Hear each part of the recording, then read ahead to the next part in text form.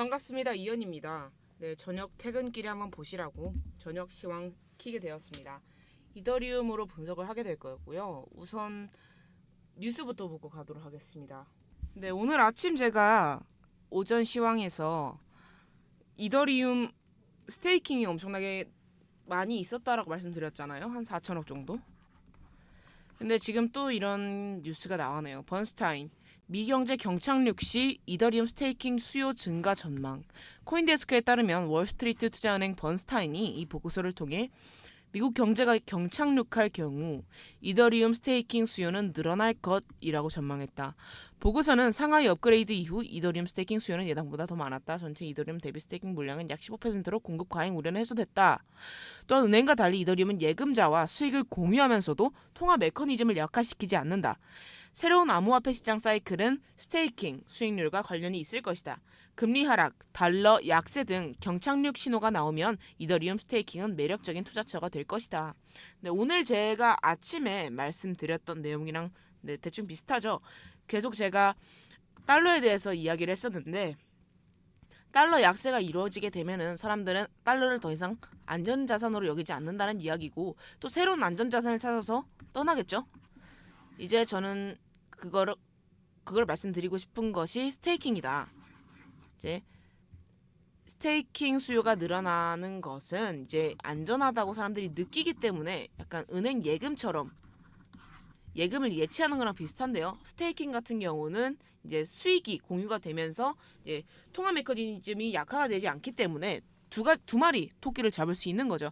그렇기 때문에 사람들이 은행금에 예치를 하거나 달러를 보유하거나 현금을 보유하는 것보다는 이제 이더리움 이런 스테이킹 통화 같은 것을 조금 더 찾는다.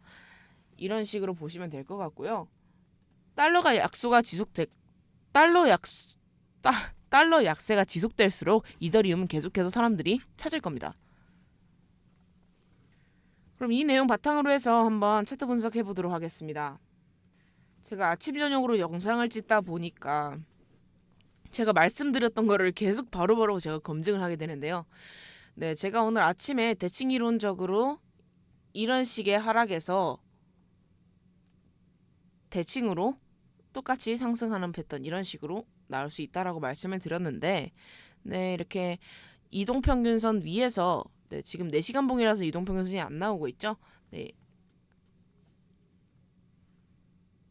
1시간 봉 기준으로 이동평균선 안에서 움직일 거라고 말씀을 드렸는데 지금 지지 저항 계속해서 나와주면서 우겨 넣듯이 지금 차트가 들어가고 있죠. 점점 이제 1시간 봉상으로 크로스 나와줄 확률이 이렇게 보이고요. 어느 정도 상승 나왔다가 또 다시 하락. 그러니까 이렇게 뱀이 꽈리를 트는 모습. 이게 정말 중요합니다. 이게 점점 이 크로스를 향해서 수렴하는 모습을 지금 계속해서 보여주고 있고요. 이런 모습 같은 경우에서는 결국에는 이제 거래량이 이렇게 터지고 그 골든 크로스가 나오고 이제 이동평균선이 우상향하게 되는 순간부터 이제 상승을 하게 된다. 이렇게 말씀을 드립니다.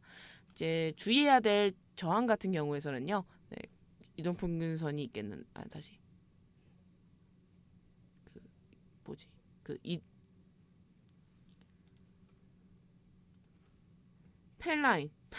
펠라인이 있겠는데 자꾸 말이 꼬이네요. 네. 펠라인이 있겠는데요. 펠라인을 고점과 저점에서 연결을 했을 때 남아있는 부분 이렇게 있다라고 저번에도 말씀을 드렸고 아직도 남아있네요. 매일 2번씩 분석을 하다 보니까 되게 더디게 느껴지네요.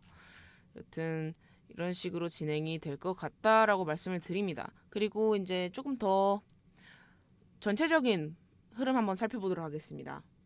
네, 전체적인 흐름 한번 보도록 하겠는데요.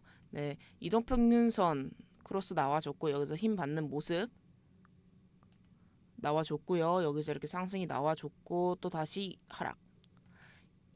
이만큼 하락하고 똑같은 거의 비슷한 만큼 하락을 할 겁니다. 이제 어느 정도 하락을 했겠다 싶으니까 이제 요 작은 분봉 안에서 이동평균선 크로스가 나와주면요. 지금 거래량 그렇게 많지 않죠? 거래량 어느 정도 모아주고 이렇게 재차 이렇게 지지를 받던가 아니면은 여기서 지금 저점 올려가면서 상승이 나오던가 이런 식으로 생각하시면 될 것 같습니다. 네, 6월 전에는 한 번쯤 큰 상승이 나오지 않을까 저도 기대를 하고 있는데요. 매매를 하면서 너무 심심해가지고 장이 전에 같은 경우는 하루에 몇십 %씩 올라가는 종목들이 굉장히 많았잖아요. 그러다 보니까 저도 업비트를 많이 사용을 안 하게 되더라고요. 저 같은 경우는 이제 해외 거래소를 사용하고 있는데 해외 거래소에서는 아무래도 더 많은 코인이 입점을 해 있다 보니까 약간 더 큰 대형 백화점이라고 보시면 될 것 같아요. 이제 이렇게 한국에 있는 작은 백화점보다는 좀 사이즈가 큰 백화점에 이제 살 게 좀 많잖아요. 그러니까 예쁜 것도 많고. 네. 지금 한국 시장에서는 예쁜 게 많이 없다. 근데 이 안에서도 여전히 올라가는 종목들은 올라가게 되니까, 그리고 나중에 상승장이 엄청나게 왔을 때 이거를 보유하고 있었다면 몇백 %씩 수익을 얻을 수 있게 되잖아요. 그래서 여러분들한테 계속 추천을 드리고 있는 부분이고, 만약에 기회가 된다면 이게 해외 거래소도 한번 가입을 해 보셔서, 이게 엄청나게 많아요. 코인이 엄청나게 많으니까 한번 쭉 보시고 둘러보시는 것도 재밌을 것 같습니다. 네, 결국에는 비트도 상승장이 온다. 왜냐하면 지금 달러도 약세에다가 뭐 시장이, 전체적인 미국 시장이 너무 안 좋기 때문에 결국에는 페드에서는 돈을 풀 수밖에 없어요. 그러니까 조금, 워렌 버핏도 말했죠. 이렇게 돈을 푸는 것은 미친 짓이라고. 그렇지만 어쩔 수 없어요. 약간 미국이 일본을 벤치마케팅 하는 겁니다. 일본 같은 경우에서는 버블 경제 이후에 아직까지도 초저금리를 유지하고 있는 걸로 알고 있고요. 최근까지만 해도 계속해서 마이너스 금리였습니다. 왜냐하면 일본 같은 경우에서는 부채가 계속해서 늘어나게 됐는데 이거를 줄인 적이 없어요.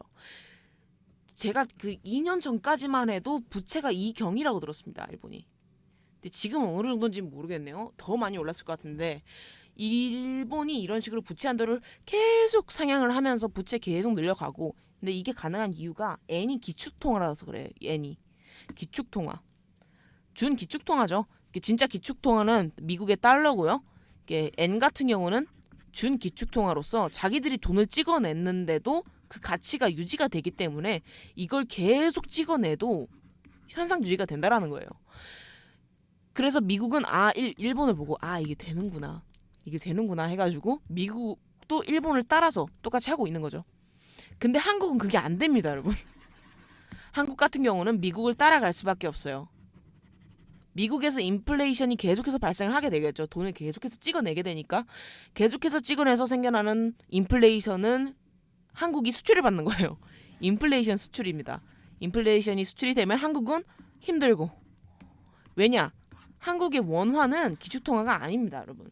기축통화가 아니기 때문에 결국에는 계속 비실비실 이런, 어떻게 보면은 이제 기업이라고 치면 대기업들에서 막 끼어 있는 중소기업이라고 볼 수가 있어요. 그래서 여러분들 지금 많이 힘드실 겁니다. 예, 힘들어요.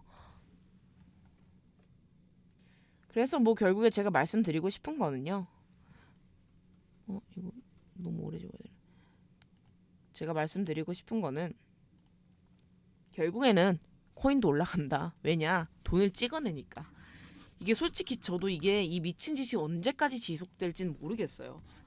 돈을 계속해서 풀어나가면 부채가 계속해서 늘어날 텐데 이게 가능한 일인지 솔직히 잘 모르겠습니다. 미국의 역사가 그렇게 길지 않죠. 그렇게 길지 않아요. 그렇기 때문에 과거의 로마도 그렇게 큰 전성기를 이루다가 쇠퇴를 이어갔잖아요. 결국에는 미국도 지금은 최강대국이지만 언제 망할지 모르긴 해요. 하지만 아직까지는 세계 최강대국이기 때문에 어쩔 수 없는 우리의 안전을 책임지고 있다고 볼 수 있겠습니다. 제 생각에는요, 일본이 무너지면요 정말 도미노처럼 무너질 거라고 생각을 해요. 일본 부채가 너무나도 심각하기 때문에 어떻게 보면 지금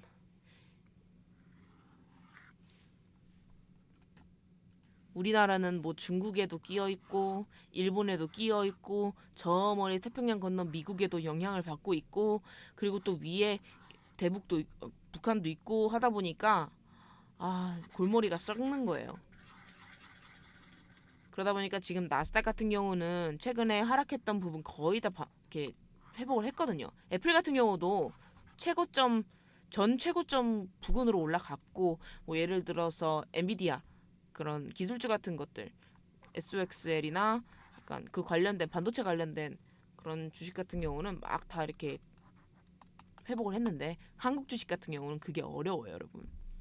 어쩌다가 이 얘기까지 나왔는지 모르겠지만 코인이 올라간다. 근데 한국은 힘들다. 한국은 조금 계속 힘들 거다. 이제 부동산 시장까지도 다 연결이 되어 있습니다. 경제가 결국엔 다 이렇게 연결이 되어 있어요. 세계 경제가. 그 너무 재밌고요. 지금 그 가운데 이렇게 비트코인 이게 낑겨가지고 이렇게 들어가 있는데 이게 왜냐하면 달러다 뭐다 엔이다 뭐다 이러면서 위안이다 뭐다 하면서 싸우고 있는데 그 사이에서 슬그머니 이렇게 코인이 들어와가지고 이제 미래는 내가 1등이야 이렇게 하고 외치고 있는 상황이에요. 근데 실제로도 어느 정도 이제 등수를 올려가고 있는 느낌이기도 하고요. 그렇기 때문에 이게 정말 오래 보고 들고 가실 분들도 저는 이제 좋은 생각인 것 같다. 그러니까 정말 향후 이렇게 미래 투자를 위해서 현물을 이렇게 조금씩 모아가는 것도 굉장히 좋은 방법이라고 저는 생각을 합니다. 뭐 부동산 얘기 같은 건 다음에 또 해보겠고요. 부동산은 네 여기까지 하겠습니다. 영상이 너무 길어졌네요. 네 오늘 좋은 밤 되시길 바라겠습니다, 여러분. 제가 이렇게 주절주절 떠드는 게 도움이 됐으면 하네요. 네 감사합니다. 트레이더 이현이었습니다.